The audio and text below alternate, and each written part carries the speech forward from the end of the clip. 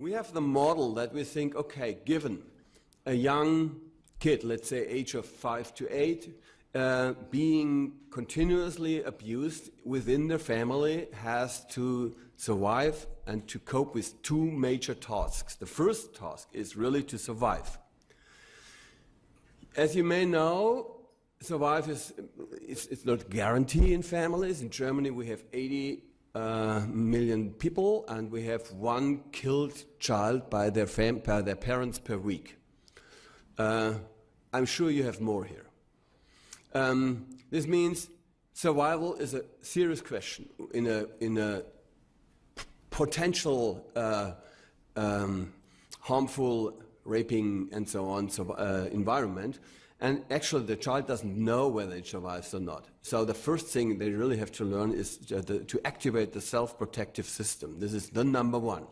And the self-protective system has always a short consequence and long-term consequence. The short-term consequence is seeking safety, help, and so on.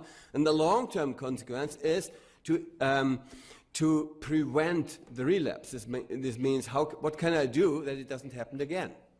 And the major tool we have as human beings is understanding why does this happen. This means automatically our brain starts to rumor, why does this happen to me? So in order to prevent it. So kid has, first question is, why does this happen to me? And every kid has some sort of explanation. And the second thing is, kids have to stay in their family. The idea of leaving the family just comes up at the horizon at 11, 12 or something, when they start to get in the puberty and adolescence, and they have the fantasy, maybe I could live with my friends or anywhere else. At the age of 5, 6, 7, no fantasy about that. So the only point is I have to stay there. The only escape is suicide, or dreaming your way anywhere. So for that, almost every suicidal ideation runs back to the age of 5 or 6 or so, where they started with that.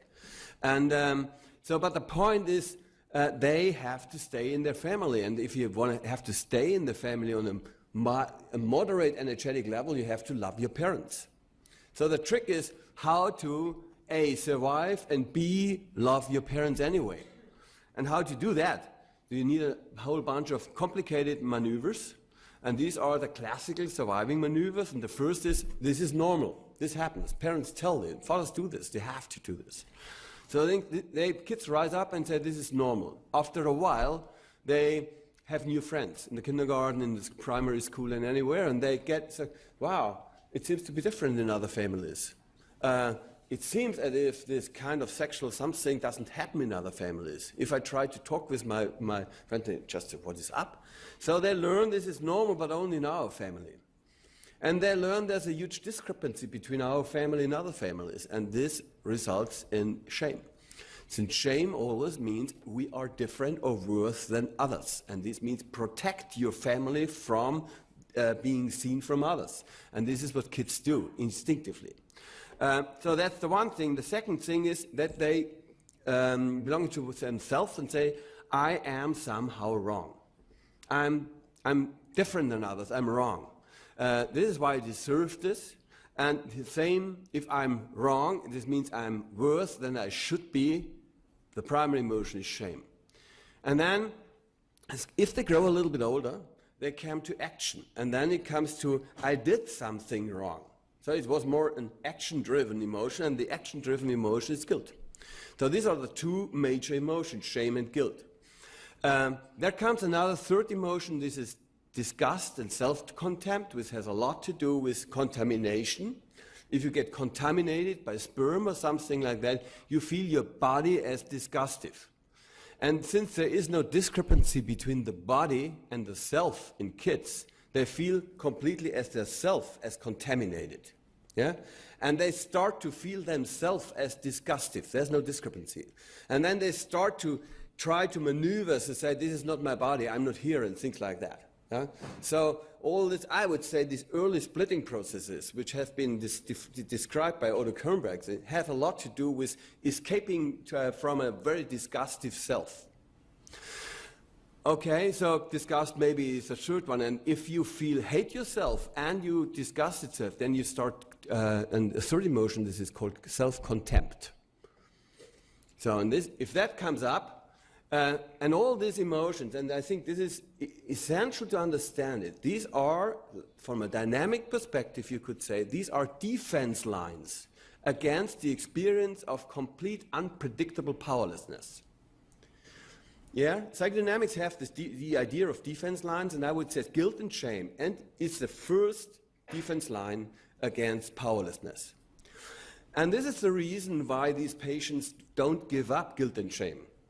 And since there's always the threat of powerlessness in the back. And as long as you cannot teach them or confront them or teach the brain that powerlessness belongs to the past and the current powerlessness is much tinier and is not that dangerous. As long as you don't teach it to them, this means expose them to their past or experienced powerlessness, they won't give up guilt and shame. So that's the theory. That's why we go so directly for exposure of powerlessness and correcting during the exposure guilt and shame, since from my experience, the correction of guilt and shame is not a cognitive intervention. It doesn't work. They say, if you start with the classic cognitive intervention and say, okay, what exactly did you do to seduce your father? Tell me how, or would every 8-year-old girl you would call it's their guilt, and so on. It ends with the patient say, listen, I know that I'm not guilty, but I don't feel it. Yeah? And then this is the end of cognitive interventions.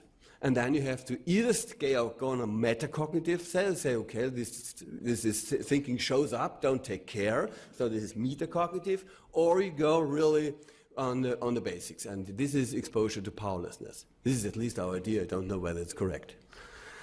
The point is, if somebody is driven by shame and guilt, then you pay a price, and this price is that you have, these are social emotions. And if you run around with the experience of being guilty and feeling ashamed, then you have the strong assumption that if they will see how bad I am, they will reject me, yeah? And I won't be part of the human society. So I have to hide my real existence. And so this results in what we call severe distortion of the social affiliative system. So the point is, they have two major problems. The first is the safety problem, and the second is the social affiliative problem.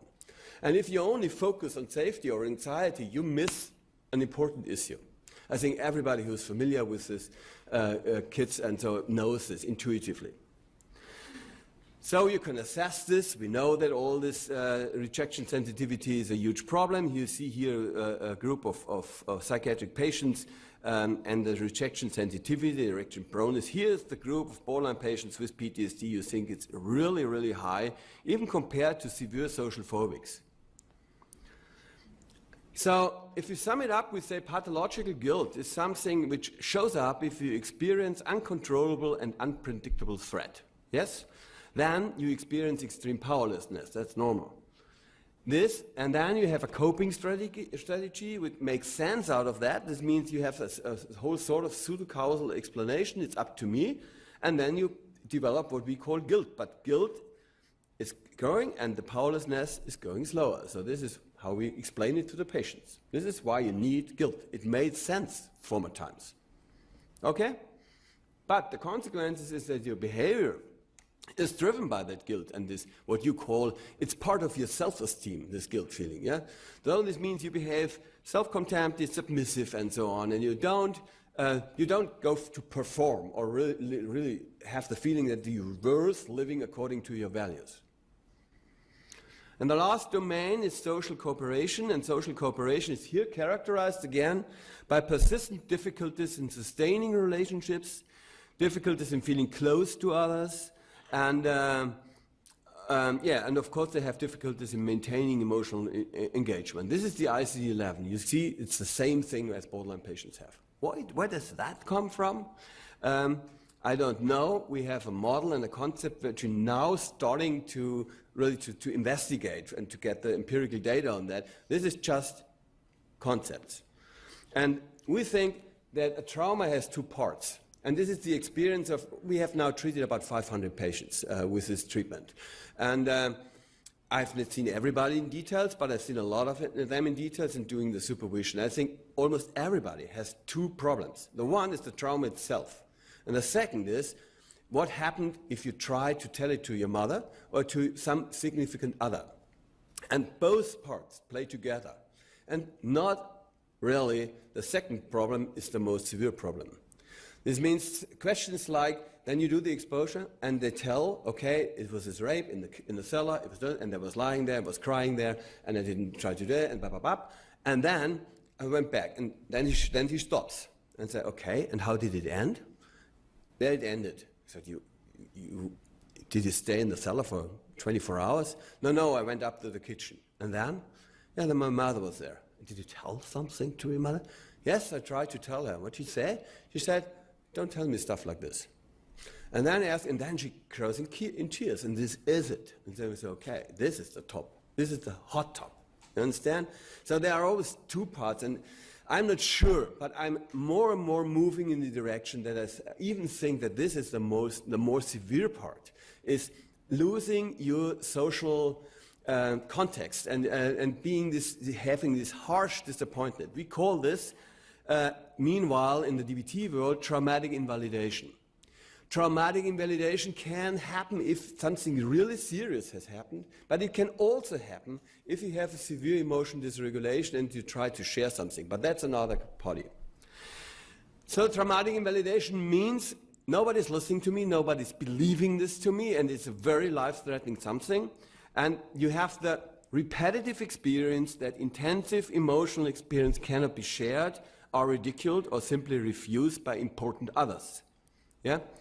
And the consequences in the short term are, of course, bitter disappointment, sometimes rage and anger and severe irritation. You can imagine what that happened. Just step in the shoes of an 8-year-old girl telling her mother that she has been raped, and the mother says, don't tell me that bullshit.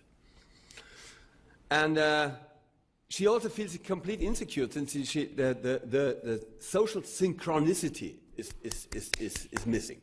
So what we could call the social security is completely off. It's not only the trauma per se, it's this I cannot share this experience with somebody else.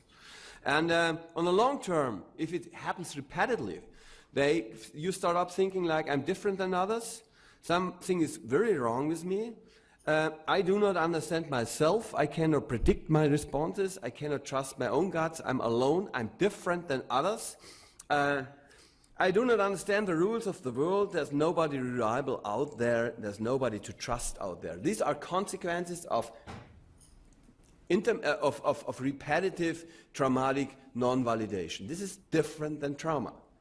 So if we come to this model, you say repetitive experience of traumatic invalidation. Sort out and it comes with extreme irritation and the feeling of social abandonment. And you have to cope with this a little bit, since, again, you make sense out of that. Every brain makes sense out of everything, and this means this is why I'm different. I'm different than other. I'm an alien. This is what we call alienation. And the emotion which goes with this I'm different than other is shame. So the consequences is I'm feeling ashamed, and then at least I have a rationale for that what happens, and this feels a little bit better. And the consequences is, of course, self-contempt, self-help, submissive behavior, and so on. So this is the model. Patients buy it very, very quickly. And the extreme is a yes, that's it. You understand? Okay, thank you. So, and then the third domain, disturbed memory processing, I don't have to tell you here, I just have to tell you how often it is. We assessed with momentary assessment under ambulatory conditions, it's fine, tiny computer systems, the frequency of intrusions and flashbacks under daily life conditions, asking backwards every hour, and compared it to paper and pencil after a week. And what is found here is that patients in the medium report over 670 intrusions per week.